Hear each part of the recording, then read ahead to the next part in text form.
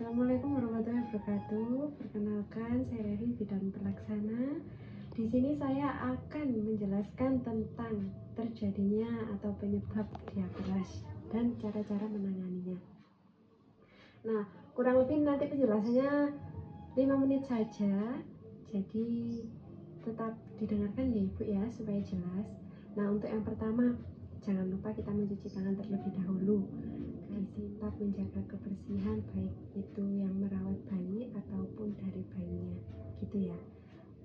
Dan cuci tangannya 6 langkah. Cuci tangan dengan air mengalir dan juga sabun. Langkah-langkahnya, yang pertama, telapak tangan. Gosok kedua telapak tangan. Yang kedua, gosok punggung dan sela-sela jari sisi luar tangan kiri dan juga sebaliknya. Ketiga, gosok sela-sela jari bagian dalam. Yang keempat, kunci jari-jari sisi dalam dari kedua tangan. Yang kelima, gosok ibu jari tangan kiri dan berputar dalam genggaman tangan kanan dan lakukan sebaliknya. Yang keenam, rapatkan ujung jari tangan kanan dan gosokkan pada telapak tangan kiri. Dan yang terakhir, bersihkan kedua pergelangan tangan secara bergantian dengan gerakan memutar. Dan setelah itu keringkan kedua tangan dan tutup keran dengan sikut atau bekas kertas tisu yang masih di tangan.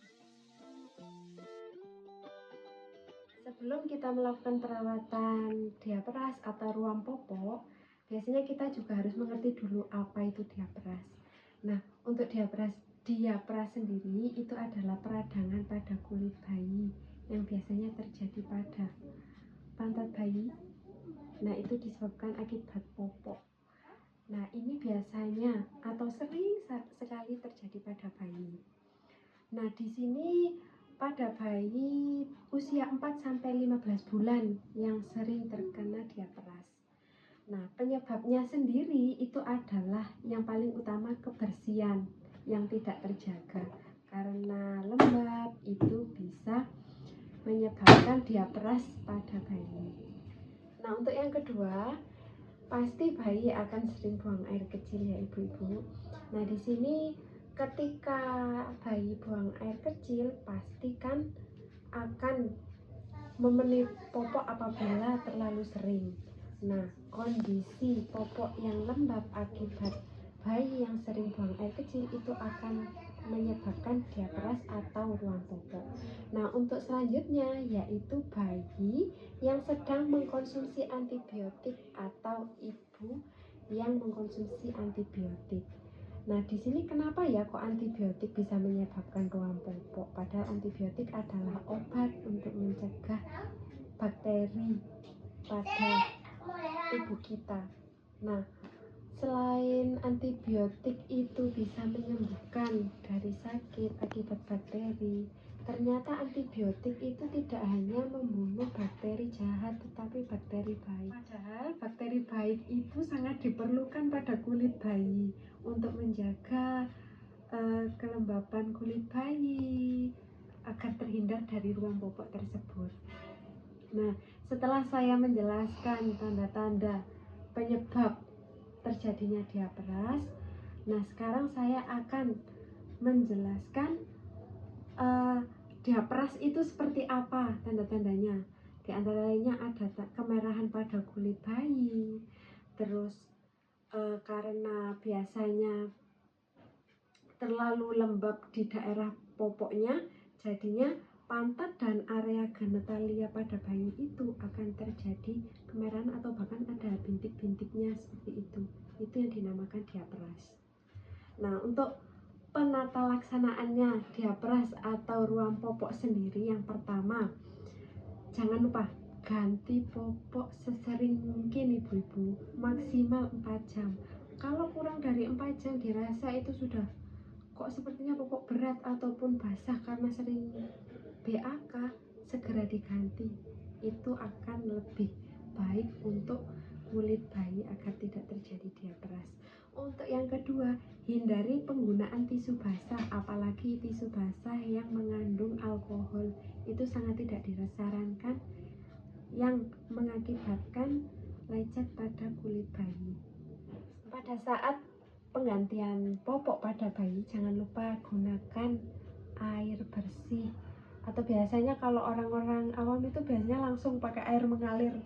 Jadi popok dilepas langsung pakai air mengalir, itu juga tidak apa-apa. asalkan setelah dibersihkan sama air itu tadi, itu langsung dikeringkan agar tidak lembab. Nah, ketika mengeringkan pada bagian pantat ataupun area genitalia bayi, jangan terlalu digosok ya ibu-ibu, itu akan melukai kulit bayi karena kulit bayi sangat tipis dan sensitif. Nah, untuk pada saat penggunaan popok itu juga berpengaruh. Apabila terlalu longgar itu kan juga bisa melebar kemana-mana ya ibu-ibu ya. Jadi, tapi jangan juga terlalu ketat, itu akan meningkatkan kelembapan pada kulit bayi di area popok. Untuk yang terakhir, sangat-sangat tidak disarankan menggunakan baby oil atau lotion untuk mengurangi ruam popok pada bayi, apalagi yang mengandung alkohol ataupun parfum pada oil tersebut. Dihindari ya ibu-ibu.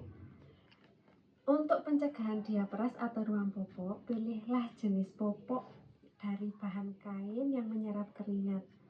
Kalau sekarang mungkin jarang bu ya yang menggunakan kain, mungkin menggunakan popok yang cocok dengan kulit bayi. Nah, biasanya kan kalau nggak cocok itu 1-2 hari, atau kalau nggak 1 atau 2 kali pemakaian popok awal itu sudah ada kemerahan, sebaiknya dihentikan, ganti popok yang lain yang lebih cocok dengan kulit bayi. Untuk yang kedua, sering mengganti popok yang sudah saya jelaskan tadi, maksimal 4 jam sekali, atau ketika basah yang berlebihan BAK-nya itu segera diganti sebelum 4 jam.